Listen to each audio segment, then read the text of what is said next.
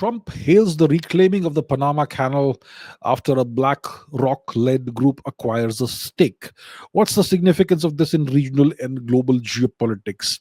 Does this further confirm that companies like BlackRock function as an arm of the deep state? Okay, so what's happened is that the US gigantic company called BlackRock has acquired the Panama Canal. Where's the Panama Canal? In case you want to see, let's put that on the screen. Where's the map? Where's the map? Here's the map. So it's in Central America. There's this nation called Panama, and there's this canal that goes through Panama City and so on. And it's an artificial canal that the Americans built and in the past, and it connects the the two great oceans, the Atlantic Ocean and the Pacific Ocean. If this canal did not exist, like it did not in the past, then historically ships had to go all the way down south and cross the horrific, and they had to go around the horrific Cape Horn. And if you know anything about Cape Horn, it's a dreaded place. Terrible weather. So many ships get wrecked over here. So it's not a good place to go to. So that's why, and it takes so much more time to round the entire continent, right? So the Panama Canal is an extremely important geopolitical strategic choke point, and BlackRock has acquired this. So the U.S. government did not need to send soldiers or the military or whatever there.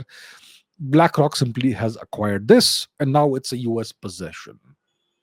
So obviously, it's very significant. It gives the US control over one of the most important geographic choke points in the world, one of the most strategic choke points in the world. And the US obviously will, over time, have a significant naval, etc., presence in the region, and so on. That will happen. So they essentially now own this strategic choke point.